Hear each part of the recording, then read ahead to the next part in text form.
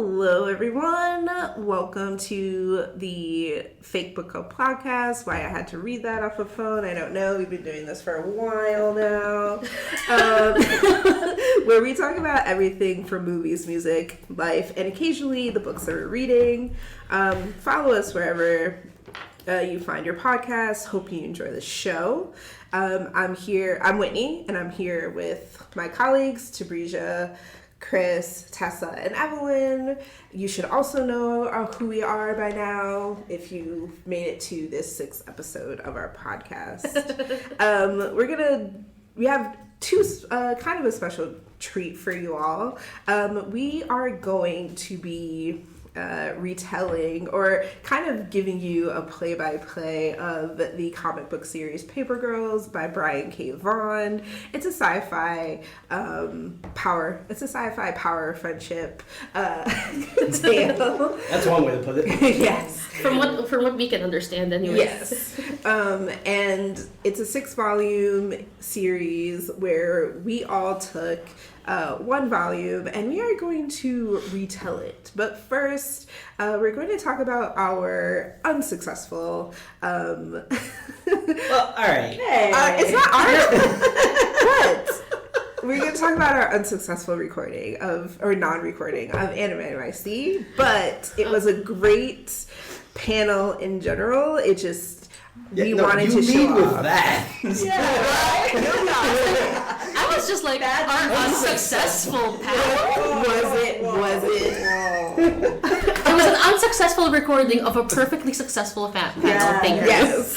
Yeah, but why lead with the negative? Because we can start on the positive. I think the reason why Chris successful? feels so offended by this is because he was in charge of recording and Well, editing, yeah. editing, and he feels It was no one's targeted. fault. It just did not work out how we had hoped. But the panel itself was actually pretty awesome. So Next time, leave with that. well, we're not a year from now. Edit it. Next time. A year from now, we'll talk about how it might have been successful. The recording of the Anime NYC and not the panel itself. So the panel, what was the panel? Comic creators who love manga. And it was me, Tabrizia, Chris, Tessa, and then we had 2 comic creators, Andrew Drillin, And Genevieve Valentine. Genevieve Valentine wrote or co-created 2 Graves and a Catwoman series. Andrew Drillin, he is kind of an independent comic artist, but he's done a few things for DC. Especially, I think most notably was the DC Pride. DC Pride. Yeah. So we just wanted to have this conversation about the importance of manga in the comic book industry, how, if anything, manga has influenced comics, and just the purpose, like the relationship between the 2 mediums. Genevieve is a talker, but quite lovely. Genevieve came with knowledge.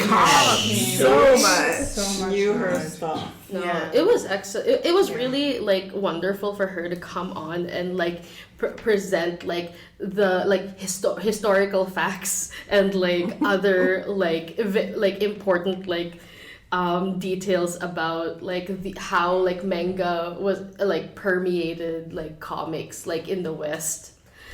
And meanwhile, like Chris and I were on that panel feeling like Muppets. You guys did great. What I 100% came in feeling like we're going to be Statler and Waldorf from the Muppets on this. Hey, what's wrong with that? Nothing, absolutely nothing. But that's how I felt. Like I was dressed up as Kiki from Kiki's Delivery Service, and you could feel my bow flopping like as time went on. You know? I do want to say that Evelyn was also there, but she participated in the audience and took amazing photos of us. We should put them up on the... Yeah, we should. Yeah. We did. We did? Oh. You check the website. I know exactly. That one. Yes, I remember. We're professionals here. But we, in typical fashion, we did do like a run of shows. So I am going to read off some questions that we did. I think the meteor question that kind of Tessa was alluding to is we were talking about censorship. That's a huge thing that's kind of happening all over, especially with books. So the question we had for the panel was censorship is a prevalent topic across the country, especially regarding book bans. What trends have you noticed in publishing of comics and manga regarding this? For example, like BL or /yaoi is quite popular, but they're usually encased in plastic in stores, where that's not necessarily the case for comics. What other genres of these mediums have you noticed censorship, and how do you suggest we combat it? Feel free to drop a comment about your thoughts on that. But in creating this kind of Q&A run of show, we understood going in that it was a meteor topic, and we did share these questions ahead of time, and Genevieve came super prepared with these questions and reading off notes, stats, everything. Well, I mean, I've learned a lot from You learned a lot. Yeah, and I know like a lot of people came up to her and asked her her thoughts on it, and because I think they were interested in doing a paper actually on it, like a lot of like the stuff that she was mentioning. So yeah, I did learn a lot from what she said. Yeah. And like with the censorship thing, like I still stand by what I mentioned during that panel, which was like the biggest enemy, or like the biggest way we can combat censorship is by resources and education. But unfortunately, the biggest ally of censorship is misinformation and prejudice. And in our current like state today, like it's so easy to spread that. Like there's a current environment that makes it difficult to fight. Yeah. And also bias too. Yeah. 100%. Yeah. But I guess now that we're a month removed? Yep. Yeah. Would we do this again? I think so. I think so. I think I should I think oh my god, like I think it would be really great to do it again, but like how do you say What? Be more prepared? Be more prepared. Hang on, let me Mind melt. mind melt, hang on. Yeah. No, yeah, maybe be a little bit more prepared on our end, like Timing wise, like I think we ran over. that wasn't Well, that wasn't our fault. That wasn't our fault. That was the volunteer, the staffers that we were assigned to. They gave our us a panel. 10-minute warning, and then 10 minutes, the 5-minute, 1-minute warning. Well, she was never focused came. on her sandwich, so. But no, I think it's definitely doable if we do it again. Probably just a little bit more preparation, something better with our recording system if we want to record it. And I don't know if maybe a narrower scope, like if you want to stay on focus. Or I mean, like the other thing is just have you two as the hosts and your guests, and then we'll just edit that and put it up. Like I don't know if necessarily if it needs like the rest of us. It's nice, but like it would make things a lot more streamlined as well. Yeah. I think, we wanted, because it was like something we were indirectly doing for the podcast, it made sense to have as much of us to be there as possible. Yeah, exactly. And we did this for Pro Day, so we were lucky that we got. It wasn't Pro Day. It was Friday. No, it was Sunday. We applied for this to be a Pro Day. Look, we're a month removed. It's fine. We don't remember things. I don't remember it. Yes, we did apply for Pro Day, but they did not. They put it in on Sunday. And there's a lot of tea and drama there, but it's not really worth mentioning. But that's confidential. Yeah. But we did have another thing, but it was nice that we actually got creators. Shout out to Julio Anta, who did Who connected us with Frontera, Andrew. Yeah. who connected Oh, us yeah. with Andrew, and then Genevieve is always down for whatever, so that's always cool. Andrew and Genevieve were like very like we're wonderful guests, Yeah. and like I could not help but like I felt like dying live on stage the moment Andrew mentioned like, so my experience with manga is actually through anime, and and anime I was exposed to in the 90s as a child in the Philippines, and I was just like, this is my life story. This is literally my life story. Like I'm discovering live like on stage. So good. I like that moment a lot. As an observer. That was a really sweet and genuine connection that the both of you had, and I'm glad we were able to capture it live in the moment, because that was actually really freaking cute. Yeah, it was hilarious. Me with my mouth open, like gagged, like in that moment. And you were sitting right next to him, right? Yeah. Oh god, that's so funny. But what were like people's thoughts overall of Anime NYC? Because this was like their first time that they moved it to August. Yeah. And Where they're compared not, to like- and then compared to November, and I know there was like a couple concerns because it was going to be too hot, and people were like, Perfect. But It was pretty well, fun. we lucked out because we have had a heat wave in July, and there have been in the past a heat wave in August, especially late August. But we did luck out. It was beautiful the entire weekend. But yeah, this was their first time having it in August. So what were people's thoughts of the convention as a whole? Honestly, like I feel like I hadn't really been to a convention since like oh my god, like technically I had like one day of NYCC like the year before, and then before that 2014 was the last time I had been to a convention. So like I was just here like, oh, like the crowds have not changed. No. The crowds have not changed. Like the amount of insanity has not changed. But like I do feel a lot of pity for the cosplayers that had so many layers on, because it was warm. Yeah. It was Yeah. warm. Like in that even inside space. the convention center, it was warm. Unless you were in the panel room and That it was was a lovely. refrigerator. Oh yes. I was mostly cold throughout the whole thing. I kept my jacket on everywhere. No, I was sweating buckets, and I was I was just also in sweating t-shirts and buckets. shorts. The exhibitors hall. That's where I think it's because there was just so. It's many just the amount of people, yeah. Yeah. Yeah. It's literally like the proximity of like Yeah. so Plus, many maybe people. having to keep the room cool because all the tech in the room. Probably. Lack of tech. John Center. I'm sorry, and you know what? I don't care. Horrible Wi-Fi service.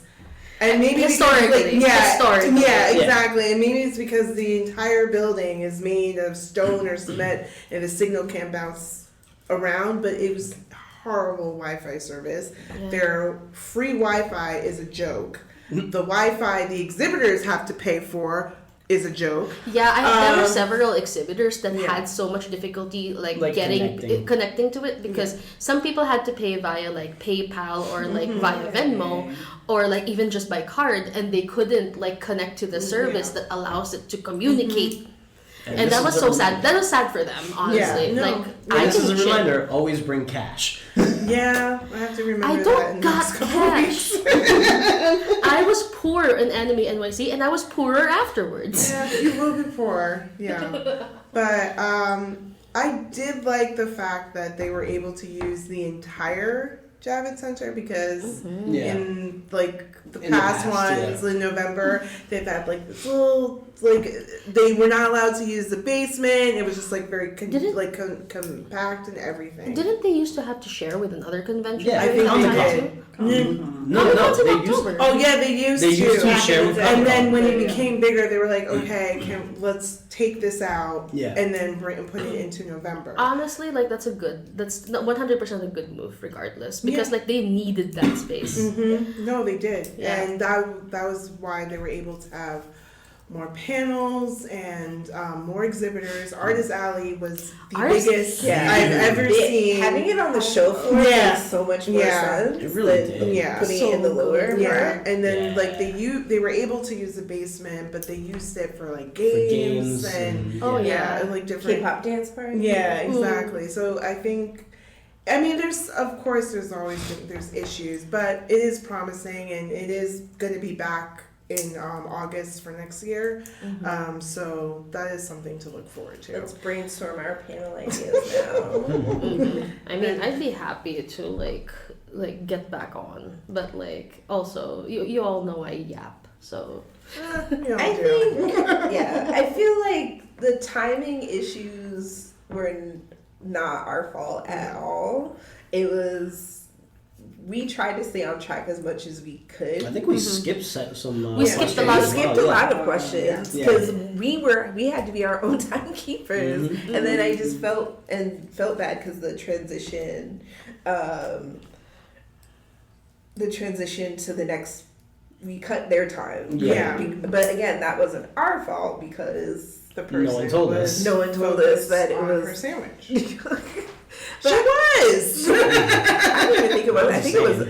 And maybe because I And was then the hungry food at the was time. crazy. But I just noticed she was focused on her sandwich, and I'm waiting for like you would Are like you your gonna own tell us sandwich. that, and also I'm like, do we have 5 minutes? Like I don't know what's going The on food here. was very lacking, and because there's nothing around Javits, it was very expensive. So Yeah. we, as a team, we went to this cool restaurant on what, the 25th? frying pan. The frying The frying pan. Thank you. I was trying And to it remember was the name. fantastic. It was on a boat. Yeah. And it was on a boat, or Yeah. was it a barge? Yeah, Was it A barge. Whatever. Yeah. It was on the water. It floats on the water.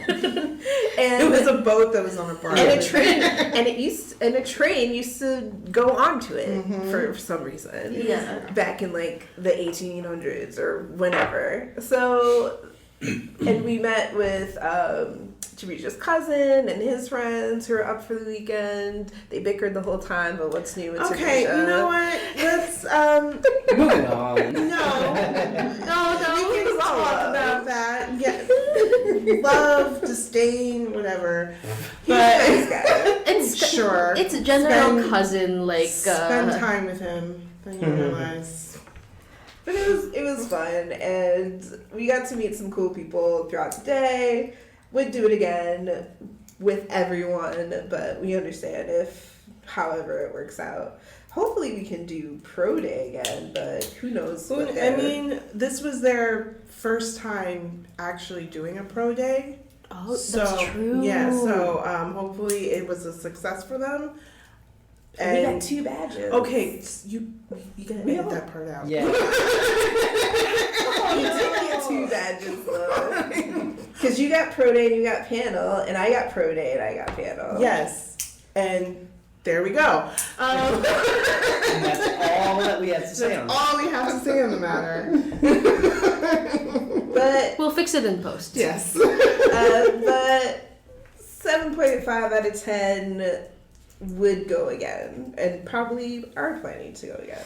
Yeah, I do have fun at Anime NYC, and like coming to like think of like how comparing it to New York Comic-Con, which is in a couple of weeks, I did prefer it anime compared to Comic-Con because, and I had a conversation about this with a coworker a couple of days ago about the fact that New York Comic-Con is now more focused with anime and manga and not with with just the comics and stuff industry, like that. Yeah. So it would be kind of interesting to see for how it to compare it with this year, since anime was earlier and now New York Comic Con is later. Yeah. I'm gonna see if I can make it to NYCC. Like last year when I went, I was actually pleasantly surprised because it was crowded, but also not the level of crowd that I thought it would normally Yeah. be. Like it was funny because like Anime NYC? no, Comic-Con? New York Comic Con. yeah. New York last year, New York Comic Con. Yeah. I went for one day, and I had expected it to be quite crowded, and it was, but it was to the point where like there was at least some distance between me and like my fellow congoers, and like it was like spacey slash like it was like spaced enough that like if I saw one set of cosplayers 3 times, that was perfectly normal. Yeah. Like they got around, and like I was able to get around as well, like, at the same pace, and it didn't feel like we were bottlenecked anywhere. Yeah, I completely agree. I think like especially in the exhibitor hall, there was like more room. I think if I have to say that if there was a crowd, it was Artist Alley. That was like a lot more people were there. Yeah, because I remember sardines in a can. We were with Evelyn, and Evelyn bumped in. No, it was Whitney. And Whitney bumped into me, and I thought it was someone trying to push me, and I was about to fight Whitney. It was such a flirting look. I was like, oh, sorry. I remember that. When did I go? Was it Saturday or Saturday? Last year? Yeah, I just refuse to go on a Saturday because that's. Oh, I'm not going Yeah. Saturday. I'm not going It's Saturday. sold out. We're going- Saturday is sold out. Yeah, we're going. Tabrizia and I will be going Thursday for sure, and possibly Friday. I have to check with my job because we See if they might. got passes. Yeah, we might have Ooh, there's that'd be good. there's a possibility, but I don't want to only ride on that possibility, so we will see. I'm still perfectly willing to buy a ticket like to a Thursday or a Sunday, which is what's currently available. Yeah, that's the only 2 days that are available. Yeah. I'm currently going Thursday, Friday, and possibly Sunday because there is a panel on Sunday I would like to see. So I haven't even looked at the panels. I just I'm want all about the putter. putters. Hannibal on Sunday.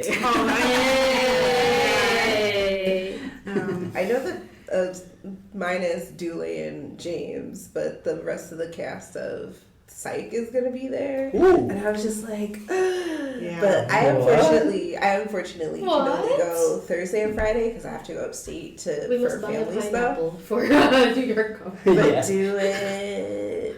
That'd be Yeah. awesome. there's like a Psych. lot more. And this is like what I've been seeing for like as New York Comic Con continues on. It's more of like pop culture, Oh yeah. more of like TV shows and Oh, yeah. movies, and less like about the comics, which I'm a little annoyed about. But I get because they need something to Actually draw people in. exactly because if DC and Marvel's not going to do it, then they gotta Yeah, bring I in their think- own talent. Truly, I think as comics and other like general nerdery have become more mainstream, it like NYCC and like other similar Has to cons broaden out, yeah. must Yeah. broaden out. They got no choice. Well, yeah, but I mean, I feel like with Anime NYC, they don't need to do that as much because I feel like with anime and manga, there's so much of a draw for it that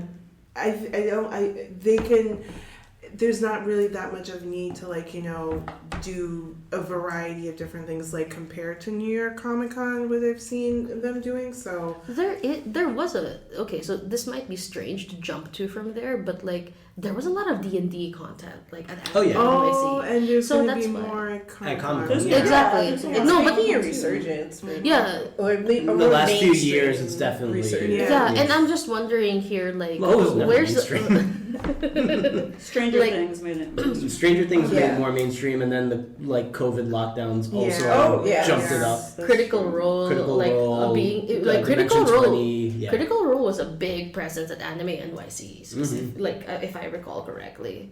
Yeah, they had signings. Listen. I did not see Love of My Life, Liam O'Brien, like from far away. I only saw Matt Mercer. I did. Yeah, you were so unfair. Like you did not tip me I off. only know Liam O'Brien because he is the American VA of Kara. Oh yeah, Yeah. He's He also does a lot He- of Marvel stuff too. yeah, he does Doctor Strange. He's Doctor Strange for a and- lot of the Marvel cartoons. Yeah. And burial. Oh, and he wasn't he what's his name? Nightcrawler in one of the Yeah, in Wolverine and the Oh, yeah. Wolverine Wolverine and the X-Men. Because Yeah. he sounds like Gara with a German accent. Listen. Is that Gara with a German accent? 100% Gara with a German accent. But I think so. Super quick plug before we transition into our story retelling. Our book summaries. our wonderful, excellent, not out of context at all book summary. So Tabrizia and I will be doing Tabrizia will be doing 2 Pro Day panels. I will just be doing 1. So by the time this gets posted, hopefully ComicCon. Yeah, it'll be before ComicCon. Yeah. Mm-hmm. So Tabrizia is doing March Manga Madness with some of our colleagues from the job. The job. And then Tabrizia and I are running a panel called Libraries and Comic Shops. Drama there, but we're going to stay positive about it. And it's basically how the full title is Libraries and Comic Shops, Connecting Communities and Educators. And it's basically how libraries and comic shops can work together for educators and our patrons of the library to do programs, writing workshops, library cons, aka having a mini Comic-Con at your library, just to connect the community with different resources that both schools and your library has to offer. So we hope to see you there. It's going to be Friday afternoon. I think Libraries and Comic Shops is at 12:30 to 1:30, and March Manga Madness is 3:30. 3:30 to 4:30. So yeah, stop by if you can. Yeah. So with that, we're gonna transition into our story retelling. So I proposed this crazy idea. Got a little pushback, but we made it work. There was no pushback. What do you mean? How did you hear the idea, or how did you come up with it? I just came up because I was like, we all had the idea of at some point us reading the same book, and I was just like, why don't we just read a series and retell it? But there's just like, well, we all have different tastes in what we want to read. That's true. It's true. And so Yeah. that's where the pushback came from. So I was just like, let's something short, something easy. We all like comics. So I was like, let me find something. But the hardest part of finding this series, or a series in general, was something that was perfectly, that was done. A. Yeah. We all haven't really read it. B. And C. It was no more than 5 volumes. So Paper Girls, I'm a Brian K. Vaughn fan. He did Saga. I was a fan of Saga. Runaways. And not Fable, right? No, not Fable. Not And Fable. Runaways. Runaways, that's what it is. I knew it was something. But all of his, and Why the Last Man, which is my ultimate favorite. All of them turned into TV shows, all of them canceled. Oh my god. Because The Runaways was a show that got canceled. And then... Oh, that's right, it was. Why the Last Man, which was in production hell for 10 years. I was gonna say, I don't think I ever heard of that. Yeah, I know. Oh, Why the Last Man? I didn't know was being made into a TV show. Yeah, I remember seeing That's it. wild. It Came was on out- FX. Yeah, it was FX, and it came out either right before the pandemic or during the pandemic. Yeah. And they canceled it. Yeah, I and wonder then why. Paper Girls came out a year ago. Yes. A year ago, and that on Prime, and that got canceled. Today I learned. So I picked Paper Girls because it kind of fit the criteria. It was 1 volume over, with 6 volumes, but I was like, well, let me read the first volume and do the second volume. So this experiment is us retelling what's going on to the best of our ability. And the synopsis is basically we have 4 girls, Mac, KJ, or Karina. Oh, that's her name. Wait, It really took. Yeah. It really Wait, took I a while. only knew because of the last volume. And that's my point. wait. We have mentioned that we all just read separate volumes. Oh, yes. Zero context. Yeah. Zero Like, context. so Right. you read the first one and, And the then- sixth one. And the sixth one. And Tabrizia read the second. Yes. Evelyn Yeah. read the third. Yeah, I read the 4th volume And I read the 5th. Okay, so, and we have not read back. So like we each in our brains each volume is a standalone. Yeah. Yes, thank you for providing more Yes. context. Yes. We needed that context. And Her this- name is Karina. Interesting. Yes. oh god. Good to know. Names. So it's 4 paper girls who are Mac, KJ, aka Karina, Erin, and Tiffany, and they are paper girls in 1988, and they come across I don't quite know what they come across, but they are It's the goddamn alien. No. time travel ensues. For the most part. They come across a conspiracy and time travel. Yes. And it's a cross-generational, intergalactic, from my very vague understanding of the first and last volume. And it's also the story of the power of friendship and being and staying friends despite a lot of adversity. So with that, I'm going to open up my notes. I'm typing up my notes as we speak. I have no notes. No. Stop it. Actually, I have 3 post-its in front of me. I just have the book in front of me because I'm just gonna go flipping through and. Did you read it? I did read it. Tabrizia's just gonna read the summary in the back. That's what I was gonna say. I'm gonna go. Actually, that's not a bad idea. Exactly. I didn't bring it with me. Oh my god. Remember this? Borrow it from Libby right now. Oh, snap. That's what I did. Whitney, please. Carry us through volume 1 and what that experience was like for you. So Paper Girls Volume 1, my original note says it takes place in Stony Stream, Ohio in the 90s, but no, 1988. There you go. And Erin has a weird dream about some religious dream about marrying Michael Jackson or something, and her sister Missy being kidnapped, and wakes up from that dream. And she gets ready to start her very first paper delivery route and runs into. It's Halloween night. This is very important to the story, apparently. Yes, it is. Yeah. And she encounters these boys who are harassing a fellow paper girl who she hasn't officially met yet, but heard of, because I guess these girls are very prolific because there are no more paper boys in this community. And so she meets KJ, I believe, about to be attacked. And Mac and Tiffany roll up, and she just... It makes sense. I feel like it'll make sense in volume 4 or 5, but she just drops the F slur on this dude. She's like, "Hey, F slur." No, it's also the 80s. I mean, yes, of course. Yeah. Late 80s, yeah. That's So I was just like, you look like the most obvious. we're talking about Erin, right? Yeah, no, No, we're talking Mac. Mac. Oh, yeah. It's yeah, Mac. yeah. You look like the most obvious, like baby butch lesbian. Listen, So I got some fun stuff. I also have I have fun stuff in mind.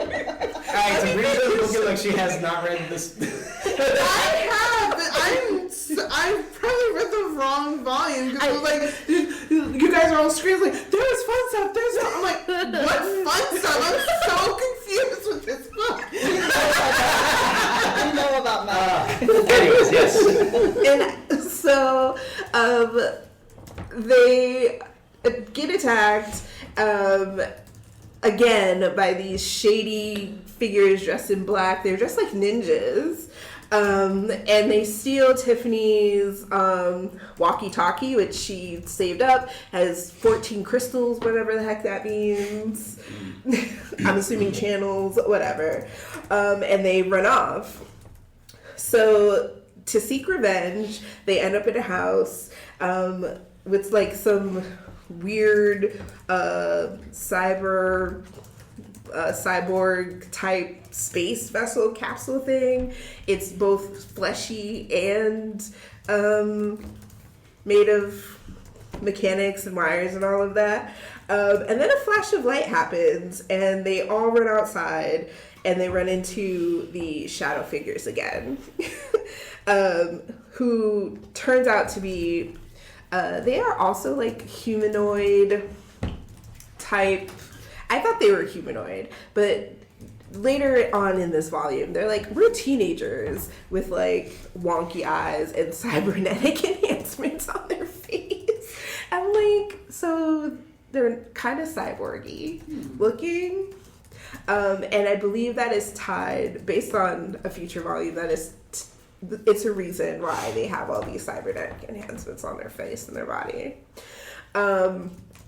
So one of the shadow figures gets killed by this dinosaur thing that comes out of the sky. Yes, it was a pterodactyl. I wasn't sure if it... Oh. See, this is why I kept making comparison to Power Rangers. I was like, where are these freaking dinosaurs going around? There's a lot going on, right? Yeah, no, there's a lot that happens in these fucking... And so the sky opens up in this flash of light, and the adults start disappearing. They run to Mac's house. Her stepmother is there, tries to kill herself. And in wrestling, trying to get the gun away from her stepmother, Aaron gets shot in the gut. Whoa. Gunshot. Okay. So that's And that's where... No! Oh! That is not the end. Oh! No, it's not. But it clarified something In yours. Yeah. Okay. So Go on. Aaron gets gut shot, and so the two of the figures, two of the quote unquote teenagers, they are teenagers, but they look they're very grotesque looking. Okay, that for lack explains of- something on my end. They're very grotesque looking. And then so the paper girls and the two teenagers are kind of in a rush to get her to a place where they can save her. And then all of a sudden, this guy who looks like Shaq from Steel appears. No, he doesn't. Yes, he Does he? does. Huh. He looks like Shaq from Steel. He's like a bald black guy with a metal suit on, and he comes down out of the sky on a pterodactyl. And we kind of learn that this figure and the people he's with Oh, yeah, he does. Chris is looking it up. Yeah, he shows up in volume 5, that's why. How? We'll find out. Because he gets shot in the head in volume 1. Oh! I love this. I actually really love this. And so he gets shot in the head, and they flee to this space capsule where, in order to get healed, and saving Erin with like these cybernetic roaches on her gut, and it's gross. And so they're like, we're teenagers. And so then we discover that there's this big bad. The big bad is an old man called Grand Space Father, 2 capital G, capital F, who tries to kidnap them. And then they get flung into the future, and then they meet older Erin from the early 2000s. No. And- Question mark? No. I know the year. It's And with that, I'm going to toss it to Tabrizia. yeah. Oh my god, that makes so much sense. Like what's happening? Okay, so so the second volume opens up to a car that's driving on the road, and it is a woman. It is not apparent who it is, and she's having an argument with her sister. Apparently her mom is going on a radio show and releasing some information, and she's like calling her sister, is like, I can't believe mom is doing this, why would you do this? And then all of a sudden, while she's arguing with her sister, she sees 3 figures in the road, middle of the road, while she's driving. So of course she stops, and these 3 girls, one of them introduced themselves saying that they're Erin Tiang, and saying that, I deliver newspapers, and my friends and I need help because we're looking for a friend. And the woman who's driving, she says, is this a joke? My name is Erin Tiang. And she's like, what? How is that even possible? And they're all like freaking like out and stuff. And then I get, who's the character with the bread bob? That's Mac. Mac, okay, Right, yeah, all right. So Mac asks, what year is this? And the older Aaron says it's 2016. And they make a joke saying, like, is this military time or something? I'm like, no. So, and then I guess it's Tiffany. She says to Max, like, no, it's 2016. And Aaron's like, the 21st century? And younger Aaron and older Aaron go back and forth, like, trying to verify this, like, is their identity. Like, older Aaron asks, like, what is your social security number? And younger Aaron's like, I don't know. See, this doesn't make sense. Yeah, because I see future Aaron in mind, and that is not what somebody from the 2016 looks like. Yeah, exactly. I'm like, what? Like, and then apparently older Aaron's like, oh, lift up your shirt, and they notice the scar, like that they both have the same scar. I guess they're saying that they need to look for their friend KJ. They don't know what happens, but Erin's like, you guys can't just be out here on your own. So she decides to take them home with her. Then it cuts to a scene with an older guy who looks like God. Grandfather. Okay, That's there we grandfather. go. All right. With a weird bird, which I kept thinking this was Power Rangers or something, because the exterior looks like Power Rangers. And then it had with a woman who looked like a stormtrooper, and speaking a very weird language, and they're looking for. I guess they're looking for the three girls, from what I get because they noticed that they were going back. They went back in time. So there's like a lot of these birds flying, and the grandfather, he says like, oh, our fates rest with these four, because if they don't somehow find their way home soon, then they won't have a home to return to. They come home, there's like lightning strikes and everything. I'm really bad at this. The girls are fighting in the car, and Erin's like, oh my god, shut up. She actually just says enough.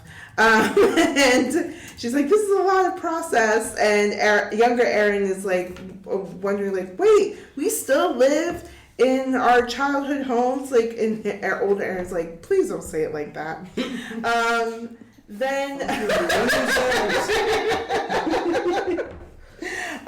Then when they come in, the three young girls, they come into the house, they're really fascinated by the flat screen TV.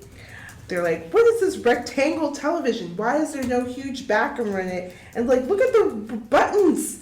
The remotes, it has so much buttons. Like, what's going on? And then they see this news report that there's like random lightning strikes that are happening. And then the girls realize that they have to go down there because they think that might be a clue to their friend. And then one of those lightning strikes leads to a person in a huge red suit getting in a parachute, and they end up in a parking lot. What? Tabrizia was the only one that came with the book. I mean, I have it, and I'm summarizing what I remember. Yeah. And then one of the guys who's like saying, what are you doing? And apparently the person in this red suit is speaking a foreign language. But then I thought it was the red suit did something to this guy. But as I was rereading it, I think it was he got struck by lightning and he got split in half, and there's like guts and blood all over the place.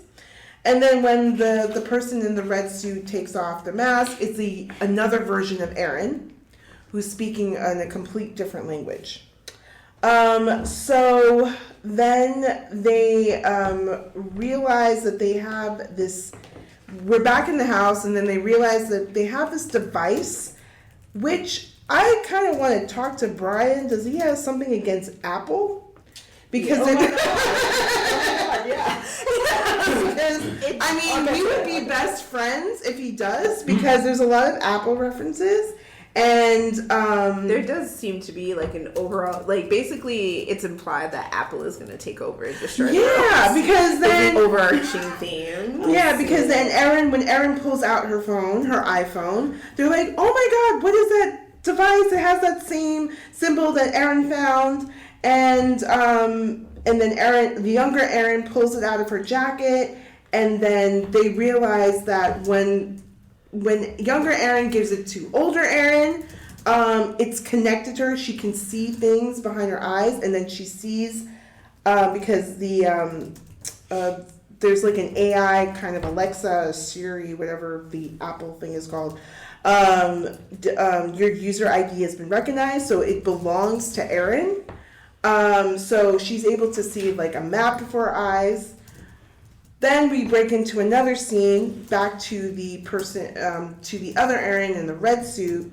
She encounters another person, and then she's able to like translate her language into what is to English, so people can understand her. But unfortunately, there's like this huge. Well, we don't see it off. It's off screen, but it's later on. There's like off page. There you go. Thank you. Like a huge screen. So then finally, they realize that we're back to the group of girls that they have to go and look for. What's her name? KJ. And but then, so both the younger Erin and the older Erin decide to do that, but Mac and Tiffany, they decide to find their future counterparts. And yeah. Oh yeah. Yeah. So I love how we're all just like dawning, like, oh, this makes sense. yeah, I know. So then we're back to the Erin in the red power suit. She finds a taxi cab driver who's actually an Uber driver, but she's saying like, oh no, you need to use the app. And Erin's like, I'm having trouble translating, and you have a moral and legal responsibility to take me, and yada yada. But then there's this huge sound, and it is a water bear, this huge like micro animal. If you watch Family Guy, the episode where Stewie and Brian get shrunk, and they have those little like fights, well, not fights, but help from the water bears. Watch that episode and you'll see what a water bear is. And then there's like two water bears that are fighting in the water. And Erin is trying to get the woman to stop watching, because apparently there's these people, time masters or something, that if they see anything unusual, they can warp people's minds of them not seeing it. So they try to take into the car, and Erin, the red suit Erin, I'm gonna say, tells her to go to Stony Gate Mall, and that's where younger Erin and older Erin. There's so much going on in this. They're good. Literally Feel free to is. skip ahead. Yeah, I know. You're more like page Yeah. feel bad. I know. Yeah, like, This is why I'm so bad at this. But then Hillary for president. I know. That's why I was like, it's not the early 2000s. It was 2016. And of course, with Mac and Tiffany, they talk about that. And this is where I guess Mac finds out when she gets to the house, her house. She sees that someone else is living there, and then the guy in the house, he says like, oh, the previous owners moved out when their daughter passed away from leukemia. And so then Mac realizes that she doesn't live up to 2016.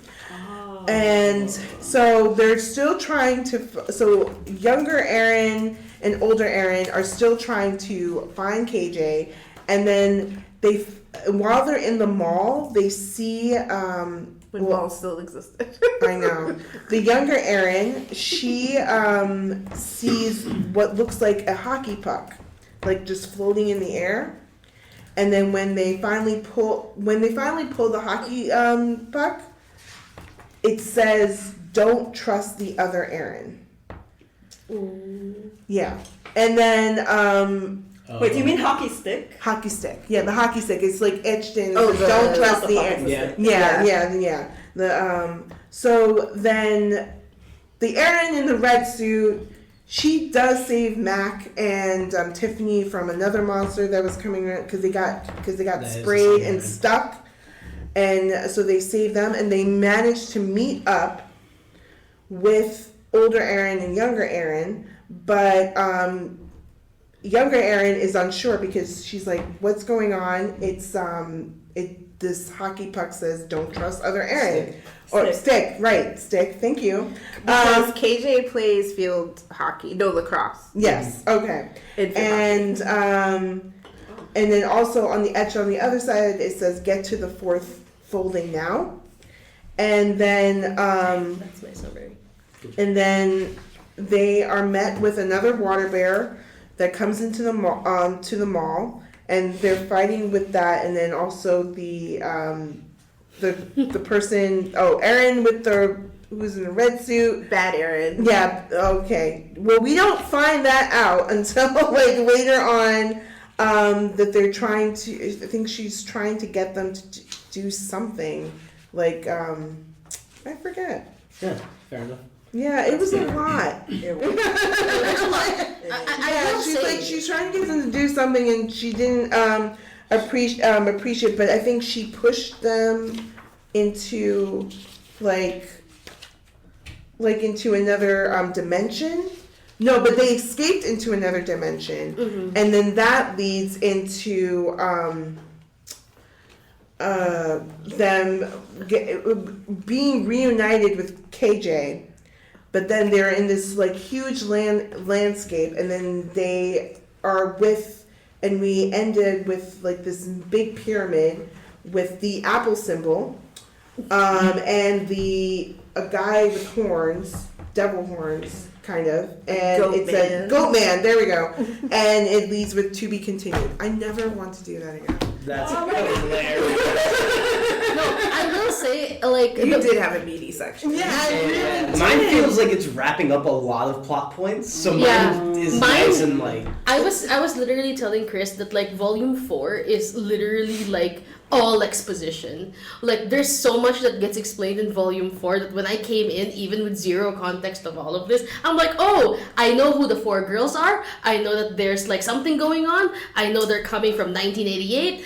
I'm like, this is all I need to know. But before we get to you, I didn't even get all their names, to be honest. So Oh my God. if So now anything's it's Evelyn's wrong, turn. Yeah. I'm Volume very three. sorry. And I can kind of tell like the way that the cadence of this like comic works, because like the drop off is like of such a whoa, we're in a new place. Yes. Yeah, that's how it feels based on how you said it and how like Tabrizia told it too. So before we get started, and this might not mean anything to the folks listening to this in the future. In the future. But if you have, so the Paper Girls are a regular rainbow coalition, very much like our podcast here. So Mac is redheaded and, for spoilers, butch. Tiffany is black and adopted. Aaron is some Asian form of American. Asian American. Yeah. And then KJ is Jewish. Oh, I didn't pick that up. Yeah, I don't get that. Oh, and Oh, it comes up. It comes up, and just to kind of super backtrack, and then we will get to Evelyn. In the first volume, she is preparing for her bat mitzvah. Oh, that's Her cool. bat mitzvah. Wait, that's how old these kids are? Yeah, they're 12 and 13. Holy shit! I- I thought they were like 15, 16.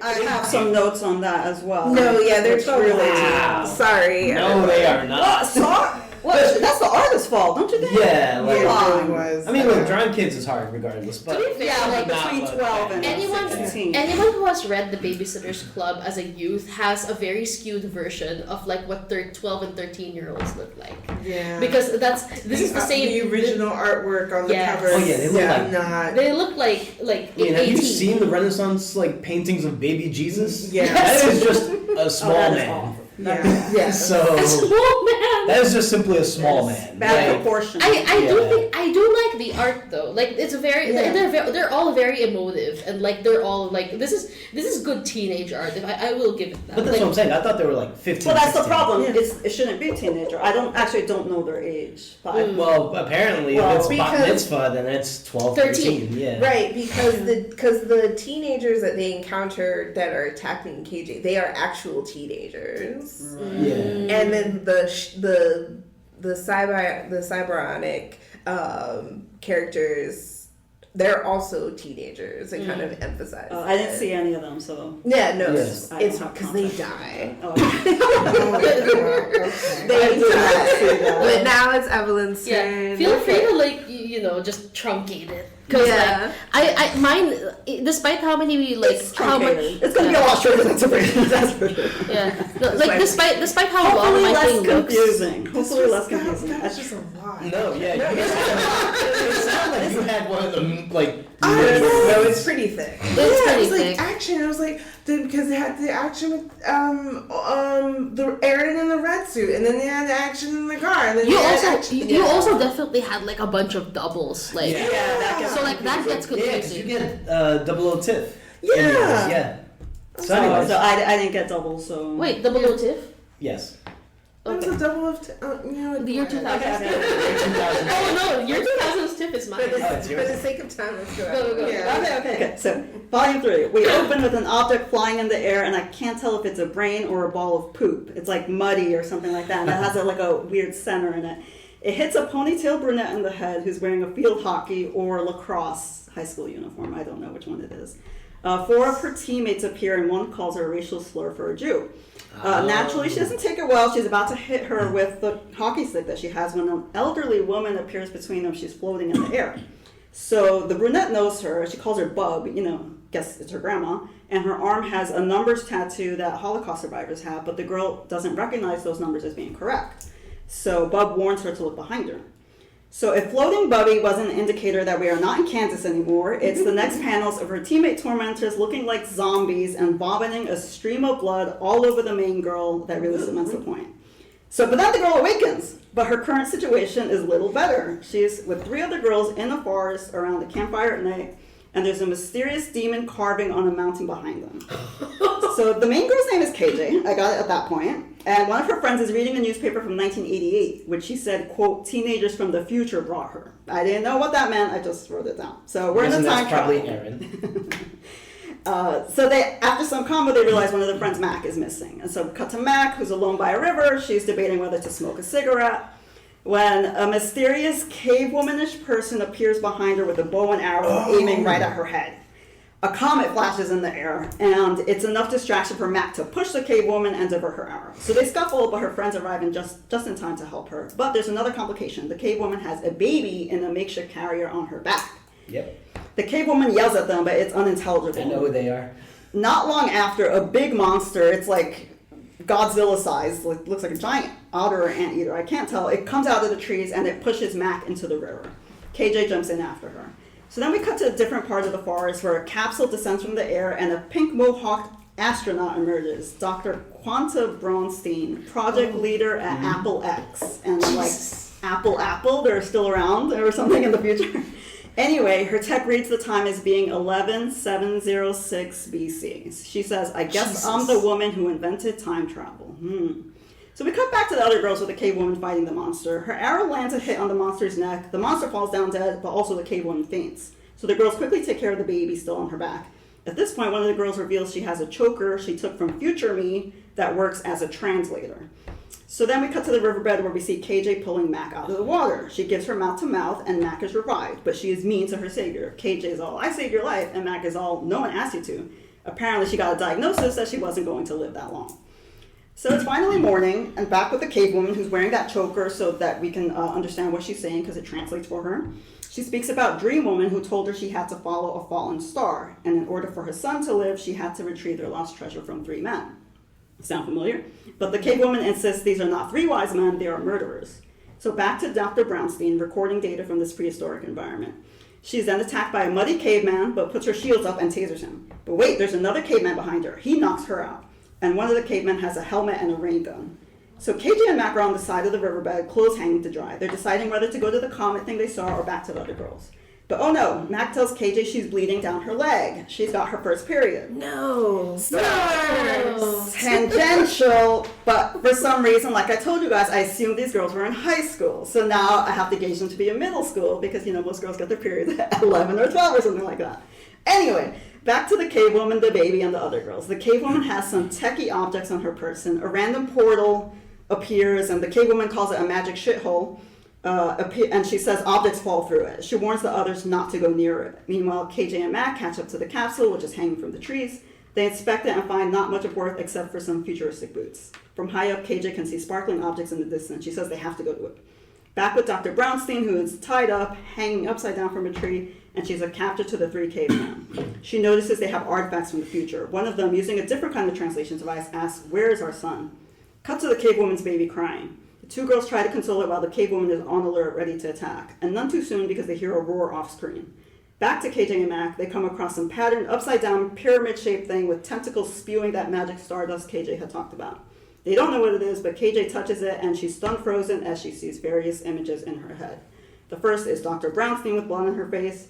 Another one is an elderly, bearded man pointing a gun to someone off-page as he holds one of the girls hostage.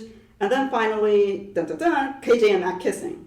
KJ pulls away from the object, and Mac asks, "What happened?" She tells her not to touch that thing. Cut to the cave woman, they call her Wari, who takes down some tigers who are attacking like an animal to try and get some food. But just as she's about to dig in, footsteps approach. Wari is ready to attack and tells the girls to take care of Japo, her baby. But it's not attackers, it's KJ and Mac. They're all reunited. Wari basically tells them that she was raped by those 3 men, and their tradition is the strongest is deemed the father. That's why she's on the run with the baby. They hear a cry nearby, and they see Dr. Brownstein held captive by those 3 men. They come up with a diversion to get their attention, and they chase KJ while the others free Dr. Brownstein. Using her new boots, KJ leaps over a canyon to safely get away from them. The others talk with Dr. Brownstein, who was born in 2016. They're discussing whether to use the capsule, but it goes back to her time, not 1988, the girl's time. They're interrupted by Wari, who rushes back breathless. The caveman took her baby. KJ reunites with the others. The girls want to help Wari get her baby back, but Dr. Brownstein thinks they should just be observers to what happens during this time. KJ recognizes Dr. Brownstein's face as the one she saw covered in blood when she touched the spotted pyramid thing. She helps them with some tech gadget that scrambles the caveman's brains. It mostly works, but unfortunately after Dr. Brownstein uses the device, one of the men attacks her with a hatchet in the back. KJ appears with a mallet and smashes the head in of one of the cavemen with a helmet. The blood spatters onto Dr. Brownstein's face, and that is the image she saw from the future. Dr. Brownstein is dying, and she tells the girls to hurry to the capsule and go to the year 2055, which is her time. So the capsule gives off its bright light, and they're transported. So cut to the final scene, the girl with the curly hair, I guess it's Tiffany, who is in front of a burning Applebee's. There's mayhem everywhere. A cop nearby thinks that there's... So she's just in Florida. Yeah, she's there. They think she's there to loot. She's confused, and he explains that Y2K happened. There is a giant mecha robot behind them. Yo! The end. Wait, does the giant mecha robot look like Godzilla? Like Mecha Godzilla? I don't know what No. Mecha Godzilla looks like. Wait, hang on. He's a Basically machine version Godzilla. of Godzilla. No, it looks like a robot. No, it looks like a robot. Oh, okay. No, Okay, I got that, Mecha Godzilla in mind. that transitions so seamlessly to what's happening in my brain. I like how we're all kind of sitting in the order in which we're going. That's great. That's so Does yours great. open at an Applebee's? It opens with an Applebee's. It opens with an It's Tessa's turn. Alright, so I read volume 4 of Paper Girls, like, literally last night, and honestly, like, when I say it's so expositional in this, its volume, it's so expositional. Because, so it opens at the Applebee's, like, there's a shot of the Applebee's. I don't know why that makes me laugh so much. And basically, It's on fire. I'm not sure if it's on fire actually. I think it cuts out like soon after. But it's technically pretty hell because what there could so you can see the future. So I have no context for like the organizations or the factions. So I just call them the factions or organizations or whatever. Okay. So it opens with the Applebee's confirming that the girls have landed in January 1st, 2000. Like literally Y2K. Yeah. So and the futuristic organization, I think it's just the grandfather and someone called the prioress talking. They're called the old timers. The old timers. Yes, that's mentioned. Yeah. Referred to as. That's mentioned later on. Like they don't obviously they don't refer to themselves as old timers. Yes. But that's what they are. See now I know where it's connecting. So basically, like they're having this discussion about tracking down the girls. They're openly calling these girls terrorists. Like they don't actually view them as children. They're viewing them as like such what's Terrorists. the word? Terrorists. Troublemakers. Troublemakers. They're Hostile. Hostile. There we go. That's the word I'm looking for. So the first person we meet, the first of the girls we meet in this volume is Tiffany, and it's established that we're on the brink of the year 2000 or have crossed over, and there's chaos on the street because of the Y2K bug. Like essentially, it's like what do you call this? She's trying to navigate to her home in this timeline, but she gets picked up by a cop because they think that she's looting like everyone else is. So she gets driven away in a cop car, and we can see that there are giant robots fighting in this, in the background. And she's just like, "What? How is nobody seeing this?" There's also brief sections in this book where like you see the other faction like talking in an unintelligible language. It's like really bad Chinese or like really bad Korean. Like it's like cuneiform. Yeah, it's cute. Yeah. Yeah, it's just it's completely unintelligible. Like I looked at it for a long time wondering if like I could actually like read it, but I can't. So it cuts to the other girls. So we have KJ, Mac, and Erin who are all trying to find Tiff. They've landed in the mall of like Stony Stream, I think. And they also confirm the year, and they're witnessing like two strangers like looting a large TV. And their only clue to move forward is that there's a hidden code in the comics section of the newspapers that they have from 1988. So they track it down to an address, and they find this older lady. And they're just like, "We're looking for the cartoonist, like Chuck." And she's like, "It's Charlotte, actually." And like she acknowledges the hidden codes, and she knows right off the bat that they're time travelers.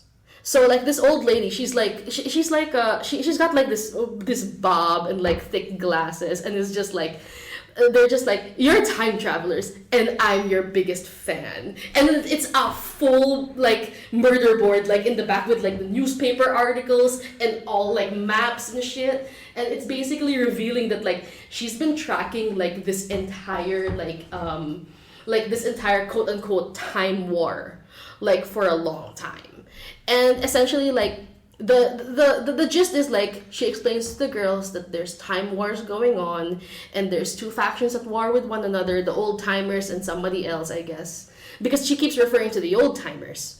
And the conversation really turns when she tries to hold the girls in her basement, because essentially she's like, "I can't let the old timers find you, you'll be safe here, come with me if you want to live." And it's allegedly for their safety.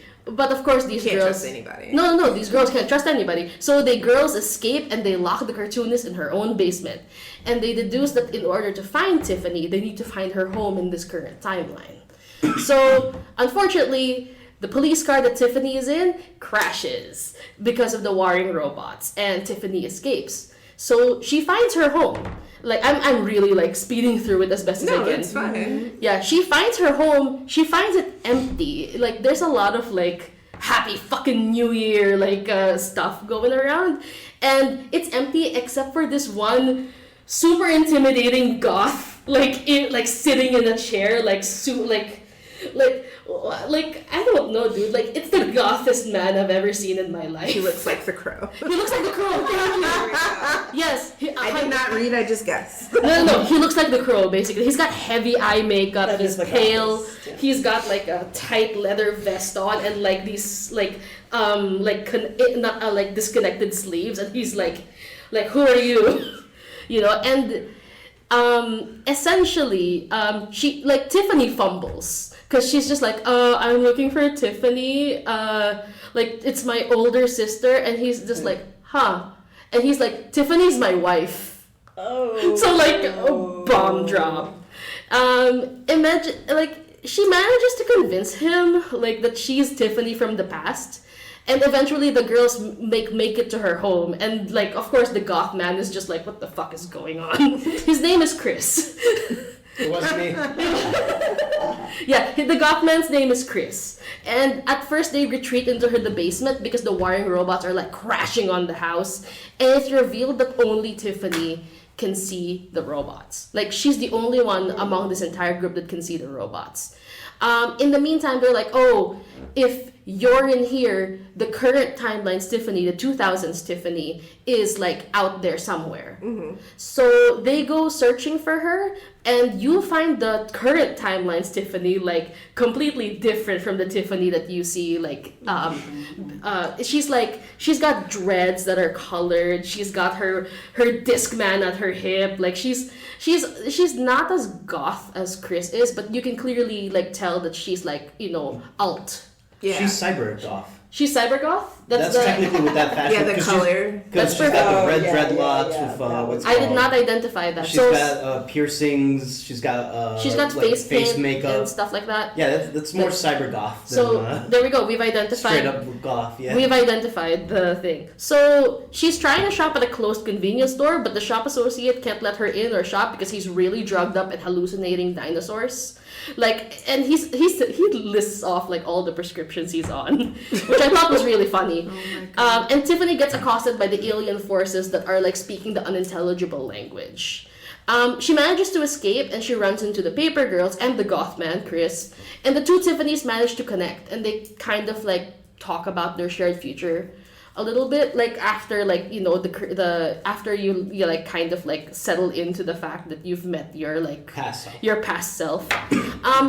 The running, like, side plot that's going on here is that Mac seems really oddly interested in who she gets married to in this timeline, but the older Tiffany does not have information on Mac's life. She can only speak to, like, what she can, you know, speak to with Tiffany. And they take refuge in a church because Tiffany's house is out of commission. So the church is St. Peter's, which I think, like, is significant to all of them. It's where they go to school, or it's one of, like, the preppy schools in the town. Yeah, they were just like, the St. Peter's still exists, and they're like, yeah, but, like, we don't really go there. Like, they're basically implying that, like, the 90s were really tough for Catholics. So, like, okay, whatever. But they go there anyway because it's still standing. Yeah, they go there anyway because it's still standing, and they get accosted by one of the warring factions. I cannot remember if these are the old timers or not, but they're like suited up in yellow. They've got helmets on, and they've got these weird rods with that feel like a stop sign, and they appear to vaporize Chris the Goth. Oh, that explains a lot. Yeah, they vaporize Chris the Goth, and then gunshots ring out. And, like, the cartoonist Charlotte that tried to lock these girls in their basement is back. And she takes down some of these alien guys. And she explains that if someone is vaporized from this current, and that person is from this current timeline, they don't die. Because they all were like, oh my god, he's dead, you killed my future husband, you know, type of, like, situation. And they're like, no, he got readjusted. Like, he got transported probably back to his own bed, forgetting about the events of this night. Because she explains that, like, the old timers are really into, like, preserving, like, whatever the current timeline is. Or preserving the timeline, whatever. But eventually, like, as she's explaining this, Charlotte gets vaporized by one of the aliens because one of them was still up. And Aaron just kicks that remaining alien in the head. Tiffany picks up one of the rods that the alien is carrying, and she knows instinctively that she can control and use it. She like, talks about it to the older Tiffany, and they kind of reminisce about, like, how, like, it's like when we first got, like, our video games, when we first got the controller, everything worked the way we wanted it to. So, older Tiffany joins them because she feels that she's kind of wasted a lot of her life, despite how happy she is technically with it. But she wants to join them, wants them to make a change, maybe change the future. And there's the side plot that, like, Mac has doubts that KJ is actually KJ. Because KJ admitted to her in Charlotte's basement that she might be a lesbian. And there's this entire bit where, like, And Mac is trying to get Aaron on her side. Like Aaron is like, bruh, that's not my business. Like, she can be a lesbian if she wants. I don't give a fuck. And eventually, KJ confirms with Mac by talking about how they first met. And it's like Mac finally realizes, no, this is actually KJ, and like I have to accept that there might be like some unresolved feelings here or whatever is happening. The last volume makes sense. Oh yeah, The and fifth volume resolves those feelings. Yeah. So basically, the end. This is the end at this point. Like at that point, like the Tiffany's have like taken control of one of the war robots that fell, and all of the girls enter, and they use it to time travel somehow. The grandfather is in hot pursuit like this entire time. Like he's basically talking about the whole thing. They're terrorists. They're terrible. We have permission to eliminate them. Like I want their heads. But like at the very moment, I think that like their forces like try to stomp on the giant robot that they're in. The girls have already transported to another time, and they emerge in the most futuristic city that they've ever seen. And they're like, now this is what I thought the 2000s was gonna look like. And that's where it ends. Now, does this giant robot look like Mechagodzilla? It does. I don't think so. So why the fuck does it look like Mechagodzilla? Hang on. It looks like a robot man. It looks like a robot man. It looks like Bounty-sama. No, this looks vastly different. Hang on, where the fuck? Alright, while I find this image. So yeah, picking up on the fifth volume, it actually starts with a dream. Mac is dreaming about going to a library. Both books that I mentioned in this library, by the way, deal with like twins, clones, and also leukemia. Jeez. Yeah, because one of the ones is mentioned is Flowers in the Attic. Oh my god. Yeah. Flowers in the attic. Super pause. I'll wait till my turn because it does explain what dreams are in the second. The purpose of the dreams Okay. in the last volume. Point is, that robot for some odd reason looks like Mechagodzilla to me because they pointed out where like the aliens showed up, and like they show a clip of the robot like with pterodactyls like kind of flying around it, and it looks like Mechagodzilla to me, or one of the like Power Rangers robots. You're probably only seeing the head. Yeah, probably. So, anyways. Oh, I see it. Yeah, no, you're right. Right? Thank you. This is what I see. That's the role. See? That's So, moving on. No, you're Because of Mac's dream, when she wakes up, she's on the rooftop with. This is how I actually wrote it down. KJ, Aaron, aka the new kid. Because they refer to Aaron as the new kid a couple of times. Tiff, and then 00 Tiff is how they named 2000's Tiff. Yeah. Because she is currently with them, acting very confused, and I was trying to figure out why she was, because I didn't have context. I didn't know they had previously ran into their future selves. But yeah, they're on the rooftop. Matt convinces them to go to the library to try to get information, figure out where they are. They have apparently time traveled to the year 2171. Jesus. In the far future, and this is where the Watch, aka grandfather, the old timers. This is where they're actually from. Oh. So their like headquarters is here. You learn that grandfather's actually what's his name? Japo, and yeah. Oh, good know. Yep, his actually Japo, and that his quote unquote sister is actually Wari, his mother. He was simply raised without that knowledge. Whether or not he knows now is completely different. He's talking about just like doing his job and like trying to make sure that the timeline is stable, and you see him talking to this weird fucking cube with like a brain inside of it. Very odd, very disturbing, and I do see scenes from previous volumes where what's his name? Shaq in the his steel outfit is there in the backyard with the pterodactyl chomping down on a man who looks like a ninja. Like they do actually show what's her name, Dr. Brownstein. Brownstein, like the moment where she leaves and agrees to take Japo and Wari with her. And then, in the future, Mac tries to actually get her leukemia fixed because she finds out that all forms of cancer have been either cured or found, most cures to it. Yeah. So her and KJ actually wander off to try to get that fixed. Meanwhile, Tiff, Double O Tiff, and Aaron go to try to find Wari once they find out that she's in this timeline. And you actually find out that Mac doesn't have cancer. Oh. So what it is a sickness afflicted by time travel. Which means which kind of ties into the rest of this novel, which proves that the timeline here is very circular. It's cyclical. It's a stable time loop, essentially. Mm-hmm. Everything that has happened will continue to happen. Which makes it interesting to find out how they resolve everything then. But on top of that, you also find out that they revisit KJ's visions, where she does tell Mac that one of her visions involved them kissing on a rooftop. Mac at first is very, shoves her away, very what the hell are you talking about?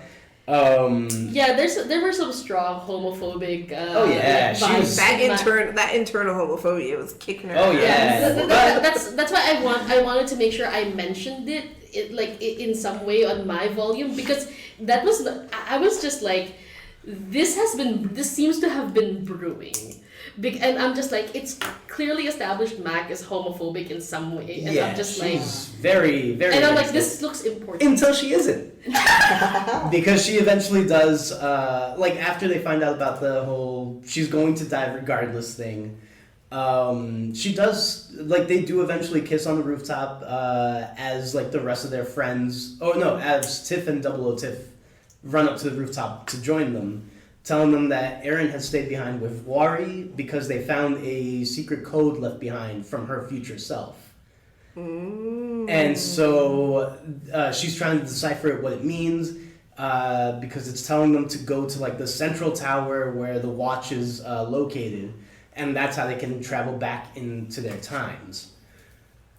Except that while all of this is going on, because they're seen as enemy soldiers, obviously the cops are after them, the military's after them. Shit's going weird in the previous timelines because you do follow Grandfather for a couple of his side stories. So you see, they travel back to he's shown in 1988, and there's just a giant rift in the sky as pterodactyls and other things come flying out and attacking everybody. And it does. I do want to point out two things. One, I love the way that they wrote out the future language, future English. It's phonetic. Yes. So, yes. I'm I love this because it's so if you're just reading it quickly, you're not gonna understand shit. Mm-hmm. No, I thought that was cool too. Yes, and also they meet up this dealer on the street who helps them twice. Dope as fuck. I'm pretty sure this is just a character from Sex Criminals. Sex criminals. Yep.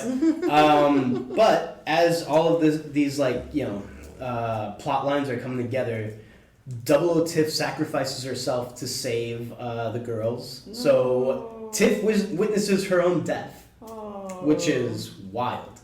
On top of that, I believe she loses a staff that that was helping them out. Yeah. And then in the end, when they follow the directions to get to that rooftop that they're supposed to, so that they can try to find their way home, Erin shows up. Except she's not wearing a red suit, so I was very confused what the fuck you were talking about. Clone Erin. Yeah, Clone Erin, Evil Erin, however you want. Yeah. She shows up and essentially tells them that she's tired of fighting this war and that the only way to avoid that is by making sure they never get back to 1988. And it ends with her setting off a time bomb, I guess. So they're all sent to different timelines, universes. However you want. Yeah, however you want to put it. They're scattered across space and time. Because Tiff is in some underwater Atlantis style. No, you know what that looks place. like? What? That looks like do you remember Phantom Menace, the underwater city where the Gungans live? That's what that looks like. Yeah, it looks like what's called KJ is somewhere in like 1958, judging by the fact that the newspaper says Iraq becomes republic after military coup. The first time that happens is in the 50s. Mac is in some weird like desert area with a giant like crab with no eyes like staring down at her, mouth full of teeth. And Erin is looks like she's in present day because there's a Trump kid in a Trump outfit looking down at her asking if she's okay. Ew. Yeah. It's a big Trump mask. It is big. Yeah. I can see it from here. So that's where volume 5 ends. So like I said, mine felt like it went really quick because it was just like tying up a lot of like plot lines and just like running through the city. It was great. Okay, so I am on the last. Like time. We're coming back to me, and it's very cyclical. So, I did volume 6, and so the girls are scattered across time. There is a plot point that I forgot to mention from volume 1. So, 2 of the teenagers, I don't know if my pages are missing anything because you didn't mention it, Chris, but it's fine if it... No, there's some things that like popped up that had no relevance to my volume, so... Are you talking about like the ninja team stealing tech? Yes. Is that like that's the reason they're being hunted down? Yes. Yeah, okay, so that does show up in mine. Like that's okay, cool. Because so in the first volume, the teen stealing tech, there are 2 teenage boys who are dying from time travel sickness. Oh, that's why they're awesome. grotesque looking and having. That's why it's relevant. Yes, interesting. They're dying from time, and the cybernetic enhancements are keeping the sickness at bay. And so one of them, I want to say I can't remember both their names, but it was like. Something in Naldo. Naldo has a boyfriend, and the boyfriend turns up in volume 6, and his name is Jude, also dying of sickness. But in the first volume, he's dead already. So, thinking about the time. And he's in 1958 with KJ. Oh, interesting. Yeah. And he's also brown. So I'm like, dressed as a ninja, 1958. Okay. But just kind of going more into the story of where we were. Erin does wake up in the middle of the street with probably, I want to say, slightly pre-pandemic Halloween night. That would make the most sense, I guess. Yeah, because we had the Trump kid in a Trump costume. There was a guy, I want to say their parent, chaperone person, dressed up as Walter White. So, for Halloween, and a bunch of other costumes. But she has a dream where Tiff is in the dream, dressed as Michael Jackson, telling her to moonwalk. That's funny. Telling her to moonwalk, and the moonwalk means go back to where you started, essentially, because it's like you're going backwards, which is what the moonwalk is. And as Chris mentioned before, not Goth Chris, our Chris. All the MCs, all of our characters are scattered throughout time and space. KJ is in 1958. Mac is literally at the end of the world. And Dr. Bronstein is there with her. Dr. Bronstein purposely flung herself to the future, which is like literally Earth's last days after almost 5 billion years. All of the, there's a lot of apex predators there, like small bugs are now like the size of houses, and think of the dune worms for some of them, if you will, or giant grasshoppers, or like how they survived and evolved over to the end of the world. And I thought everything just becomes crabs. Eventually. To be fair, that thing did look a little bit like crab-like, crustacean, yeah. And Tiff ends up like at least 1,000, maybe a couple thousand years into the future in a frozen tundra, which is so it's not underwater. No, it's a frozen tundra. It is snow. And I think I mentioned everyone. Yeah, so Aaron's in the maybe like late 20-teens. Present time. KJ's in 1958. Mac is literally at the end of the world. Like, it's about to get hit by a meteor in like within a few hours. And Tiff is like at this utopia. Tiff encounters her future self as an old woman. What the So in where Tiff is, and I'm gonna try it because we might go a little bit over time, but time isn't real as we have time read is a flat circle. time is a flat circle. So where Tiffany is, the frozen tundra, she encounters fake Aaron or clone Aaron, and she tries to attack her, but Aaron's like, "Wait, hold up, let me take you to this utopia because this is what can happen. Like, this city is what can happen." Mind you, every time they go somewhere, they are always going back to Stony Stream, Ohio. Yeah, actually, yes. Because even in 21. They are always in Stony Stream, Ohio. They are in Ohio. And it's very in different iterations. Like, that is always where they are, no matter what time or place that they are. And so... well, I guess that does look like snow. Yes. So that... So Tiffany follows Aaron into this tunnel, into this kind of like lower level town, and this is where she encounters herself in like her 60s or 70s, along with an older version of KJ and another maybe like late teens, early 20s version of Aaron. And so, and yeah, so there's fake clone Aaron. There's two clones of Aaron. There's red Aaron, and then there's late teens, early 20s Aaron, who has like one of those. It's not a skullet. It's like where everything but maybe like a couple pigtails and baby bangs, and the rest of the hair is shaved. It doesn't matter, but it's helpful. It helps to differentiate. It's like a punk type look. Yeah. I see. And so then they're trying to end this war with the old timers at the end of the day. And they're like, the only way to do that is to get you all back together. And to get you all back together, you all need to be at this certain point. And so in order to do that, they have to hook Tiff up to this mind machine. And those are the dreams.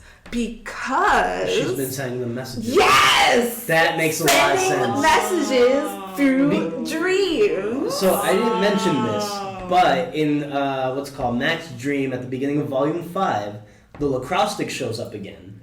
But it says, "Then I guess we do." Because it's what she says in her dream is, "I don't play field hockey." The stick says, "Then I guess we do." And it's like, what does that even mean? And that's when she wakes up. So... Tabrizia's gone.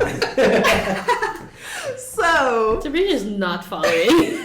Okay, I thought there were too many dreams for it to like not matter, yeah. right? Because then, like, usually you don't care about dreams. There were no dreams in my volume, which is funny. It's interesting. And so the title of, I'm like touching this book that Tabrizia brought, like it's the volume I read, but it helps. It does help. But in my volume, every chapter starts off with like the tenets of what it is to be a paper boy in this sense. Interesting. Tabrizia's face. Oh my god. Close your mouth, dear. That's right. Every chapter does have a thing. Every chapter has like a thing. Mine has lyrics, I think. Yeah. Mine is like Y2K like adages. like not adages, but like headlines. Oh. So in this, Aaron ends up getting kidnapped by grandfather and taken to the lair, and he's just like, we've only ever wanted to protect you, we've only ever wanted what's best for you, typical like adults say to teens and kids. trying to rebel, even though like you have a whole dinosaur. So then there's like a rip in time and space. We see that the goat man figure on the mountain, and so they all end up in 1831. God. Stony Stream, Ohio. Oh, so Always Stony They Stream, can't Ohio. escape it. Always Stony back. Stream, Ohio. Capricious face. We'll get through it. We have some time after this We will, yeah. to do some commentary. Yeah. So what happens is they end up in Stony Stream, Ohio, 1831, sorry. 1831. All of the townspeople, even though it's like in the middle of the day, all of the townspeople are asleep. And so the two different Aarons, the older version of KJ, older Tiff, original Aaron, and then like the grandfather, they're basically like, we have to call a truce. We have to call a truce to kind of like fix everything. And that truce involves the paper girls getting sent back to their original time and their minds wiped. And so they get shot with the memory gun, and sent back to their original timeline. And so it basically, again, comes for full circle. Try not to look at Tabrizia. No, it's amazing. So gobsmacked by this. And so there's a bunch of other stuff that isn't super relevant, but they get placed back in their timeline, and it all starts over. And Erin gets up, but she still has her bullet wound scar. And her sister is like, I'm gonna tell mom. She's like, bitch, why? Like, you don't have to. So, and she goes out. They all have their own kind of like dreams, but it's actually kind of like a memory of what happened to them. But it's dreams. And Tiffany is trying so hard to kind of keep that memory by like, while she's getting zapped, she's like, we're not just paper girls, we're friends. We're not just paper girls, we're friends. We're not just paper girls, we're friends. Just kind of like repeating that. Mm-hmm. And so they all kind of come back.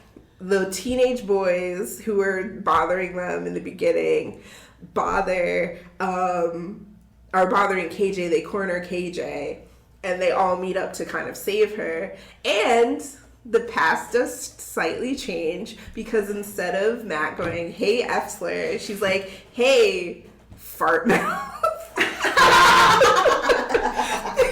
Hey, fart mouth. And then the guys he's with are like, yeah, dude, your breath kind of does smell. That's so weird. Progress. So they finish, like, they kind of go on a route together just because it's Halloween night and shenanigans are ensuing. And so, and all of your minds are going to be blown in a couple minutes when I give you this twist. So they're like, well, we're going to, Tiff is like, well, I think this is going to be my last year of doing paper girl stuff, but the number one rule of being a paper boy is finishing strong. And so they finish strong on her last route. And then they're about to come up on a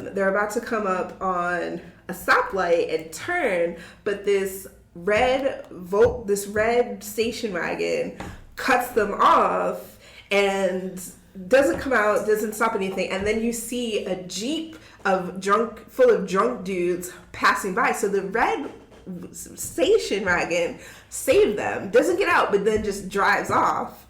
And guess who it is? Worry. Oh. The mother. Yeah. So she went back in time to stop. Were they hit? No. The first time? No. She prevented them from getting hit. Wait, how did we know they were going to get hit? Because Like, she basically stopped the Jeep from hitting them. yeah, she cut them off before they turned into the street where the Jeep was gonna kill them. Yeah. But So did she that was happen driving in the first part? No. So she saved them. And so then that's the end, almost. So they're just like, oh well, I guess we're just gonna finish our route, and like I think they had just finished before they almost died. And we're like, oh well, we're all done, so let's like go our separate ways, basically. Yeah. And so it like panel wise, it like zooms out like the town to the state to the world to the galaxy, and then Aaron's like, wait, do you guys just want to like Hang out? bike around till school starts? And you're like, yeah, sure. And then that's the end. So they wind up like being friends. Yeah, they just wind up, Yeah. Like regular friends instead of like going through this whole trauma, like time travel So adventure. I don't know if Max still gets leukemia and dies, but I hope I think hope not. I think if she doesn't go time traveling, she might not get it. Because if the Yeah, because it's a time travel disease. if the implication is if she never time travels, like she'll never get it, or she won't. No. And Maury saved them because they helped her with her baby. So yes, but she technically tried to, they just erased her memory. So she still will probably get leukemia, quote unquote. Yeah, But she could get cured. Probably Yes. Probably not. There's no cure for the time travel one. Yeah, Regular because leukemia has a cure in the future, but not. Right, because if Erin still has her bullet scar, Then that implies that everything already took place. yes. So yeah, that's the end. Oh yeah, no, I took a photo. We're posting that up. that was it. Yeah. So yeah. What does that Oh my god. That's where we. What did I just keep recording? Keep recording, but Keep just recording. in case, we can always just Yeah, we can just cut it. and edit it there. That's true. This is why I don't like read sci-fi. I don't even know what just happened there. I don't. You know what? The summaries helped. I don't understand anything now.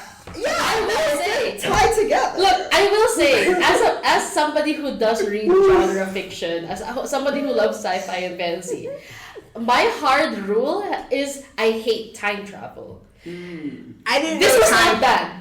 I didn't This know was time not travel was part of this when I picked it. So. Yeah. This is not bad. I knew it was gonna be I like crazy this. because it's Brian K. Vaughan, but I did not know it was gonna be time travel. My bad, y'all. I do like time travel in general, but I think there's a lot of threads here that kind of make it a little There's many threads. I don't know. I don't even think Meta can fix the threads that we have. Oh, that's so good. Though. I'm so confused. I'm saying this. I will be reading the rest of these. And you know what? That's what I'm even more pissed off because I'm going to read the first volume. Let's go. But there are 20 out of 20 copies available at the library. Like, you can borrow Queens only has like 2. in like digital copies. So Yes. now that and I hope for our future listeners of this, I think that went actually really well for our That first went a lot better than I thought it was going to be. So I'm gonna take out the terribly of our. Now I'm leaving that in. I edit all of this. No, that's hilarious. And also, like, again, I did not expect to actually, like, pick up so many, like, pieces of information that coming into my, like, volume that made sense. Yeah. Because I'm just like, it was so expositional in my volume. Yeah. Like, there were so many, like, moments where it's like, oh yes, this group wants this group wants that. The girls are just trying to get home. What are we doing? And I'm just like, and also, like, there's literally an exposition fairy in this volume saying, like, yes, this is what is happening. I've tracked you across time.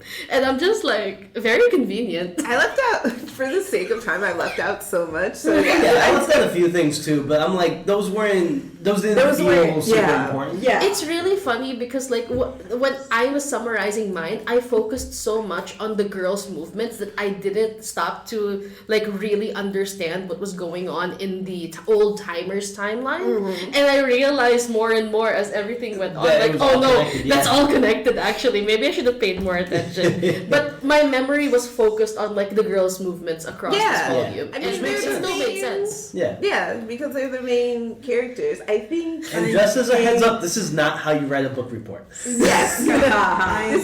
This was a group project. Science fiction. But one of the issues I think is that you have to follow 4 main characters, and that can get confusing. Yes. So in my volume, it was kind of centered on KJ and Mac. So Yeah. I didn't have to think about Aaron and Tiffany at all, really. I didn't even know the Mine names, was to be honest. I split. heard 20. I just heard 20 characters, and I don't know what happened.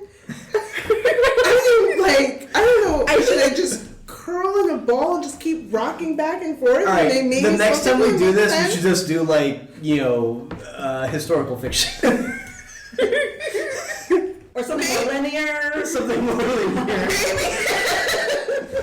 No, this was brilliant. I think I was very lucky with my volume. Like, Oh, yeah, I think I was lucky with mine, too. No, I went in cold. I went in cold and got all the context. Out and of all the volume, yeah, Tessa lucked out. I'm still trying to comprehend. The only thing I got was the water bears. I was like, oh, I know what you are. Is that at one point, I forgot who says it, but somebody does say, not more bugs in my volume, and I was like, what is that? Not more giant bugs. Oh. And yeah. Oh. I was like, I know what those are. I've seen, science that. microscopic. No, yeah. I forgot who says it in my volume, but somebody's like, please not more giant bugs, and I was like, what the fuck is that about? But now I know. And then I was like, wait, you guys are not mentioning bugs. Like, did I read a completely different one? No, it's because it's not relevant in mine, except as a throwaway gag. It's Yes. absolutely not Yeah. relevant in mine Not in mine either either. because It it's all. wasn't relevant until the last one. Yeah. So It's so wild because I love in this moment I was like, oh, it's the year 2000. I understand where I am in the timeline. I'm like, it's so No, I had to focus so much on context clues to figure things out. I think I want to give everyone a round of applause for joining me on this wild idea that I had. No, I love it. I think we should do it again. I don't know. I don't think Tabrizia. Tabrizia can moderate next time. Alright, we'll pick a different type of book. Maybe. This See what was happens. this was fun.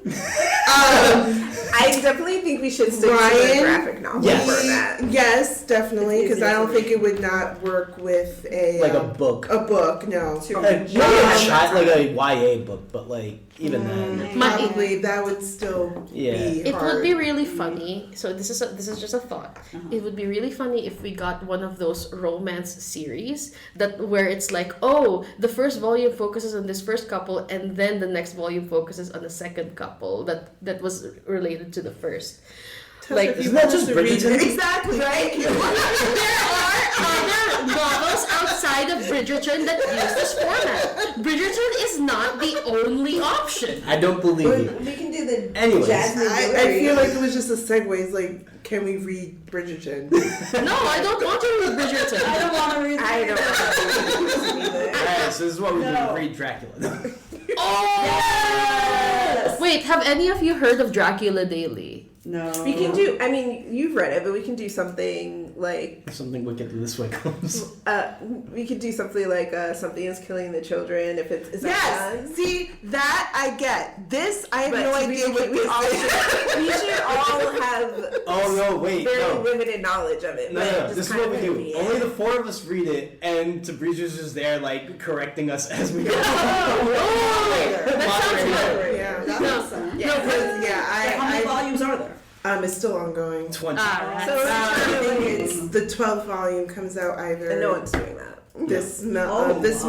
month. No, I think I agree with Whitney. We should stick to graphic novels that actually like have a beginning and an end, Yeah. because that way it's So even if finishes. we have to read like, and maybe like 2, if it's like 10 2 each or something. Yeah, if there's like a 10-volume series and we can each like take 2 volumes, then that would be cool. Well, I mean, too. there's a lot of comics that have like even though it's ongoing, like it has like 10 volumes. You can get an arc. An arc, yeah. Yeah. You can do that too. Yeah. No, but going back to like someone said Dracula, I'm like Dracula Daily was something I mentioned because it was once I thought it was a funny format to follow because Dracula is an epistolary novel and basically they split that book into like chapters based on the days of the entries, so you can read Dracula from May to November, chapter by chapter. And I'm just here like that's a very fun format to do, and we should do something. So we would each take a month. Yeah, we could each. This is what we all did in May, right? But I think there were so many memes from that like time And did too. you have like a problem with Apple? I don't get the Apple thing. I think that was just so in the library. The way that you access books apparently in the future is through the tree of knowledge, and it's by plucking apples. I think it's just a symbolism thing. That's really funny. I was 100% like ready to like believe that he had something against the apple product. No. But it still has that feel, though. Incorporating the awards of We have to technology. have like a conversation with this guy because he has a problem with Apple and also religion because the tree of knowledge, the tree of life. And then the guy who looked like a demon horn and stuff. There's like a lot of religion imagery. I mean, it is Brian K. Vaughan. Like, I'm not surprised. Oh, did he do this with Saga? Because I never read Saga. Saga is different. Saga's Okay. different. Saga's That's space. That's space. That's even more thank sci-fi. you for warning me. Oh, I hate That's like Saga. space. The rough summary of like the early part of Saga, or at least the premise of Saga, is that basically there's a moon and its planet at war with each other. The beings are at war with each other. There's a couple, one from the moon and one from the planet that fell in love and made a baby, and like the rest of their respective nations are coming after them. Yeah. So they're like traveling Okay. across space to escape. But Star Wars. It's long.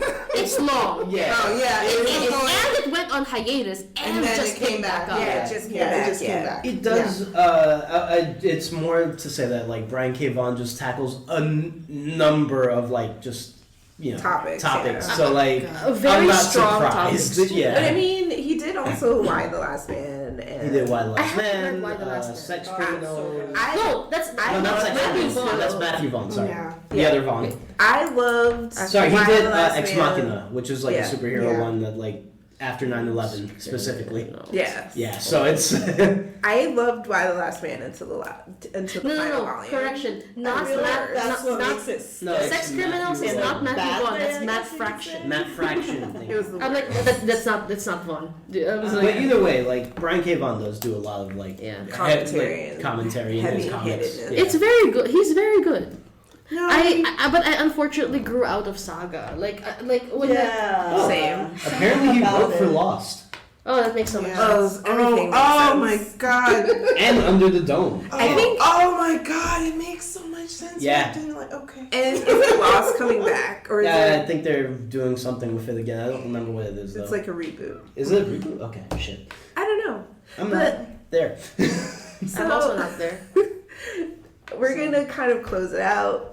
We hope that you enjoyed / will enjoy our somewhat chaotic, but actually turned out pretty well retelling Of Paper Girls. of Paper Girls by Brian K. Vaughn and Cliff Chang. Yeah. Yeah, Yeah. Cliff Chang. The art is excellent. The It's art like is really good. And it's fantastic. And the coloring, honestly, it's so bold. Like especially on the covers too. Yeah. Like I like that a lot. Yeah, it's good. So next time it's Chris is taking over, and we're going to kind of have a very, or is it Tessa? Sorry, No, it's Chris. I'm so sorry. Yeah. We're gonna have a very special spooky episode. I love it. Kind of dealing with horror. There are other topics that we could have touched on today, but we are way over our normal recording time, so we can possibly, if time next time. I said time how many times already? Time. In a podcast about time travel. Anyways, We can bring it up, but I do want to mention, because it'll take place after, or it will have passed by the time we film our next episode. Tabrizia and I are doing an author talk with Julio Anta and Jacoby Salcedo Oh, is this for, For- the Blue Beetle yes, comic? for Blue Beetle. Nice. Love it. That comes out on Tuesday. Oh! So, and we'll be doing it Friday the 7th?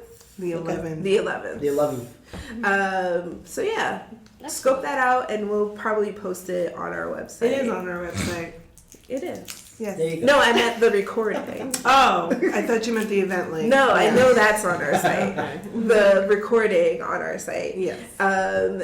But with that, thanks everyone, and we will see you next time for a very spooky and special episode. Again, find us where you can find us: Spotify, Apple, everywhere podcasts are, Wherever except for your Apple. podcasts are. Except for Apple. Except for Yeah, Apple except because you for have to Apple. pay. Yes. And so until next time, peace out. Bye, Bye. everyone.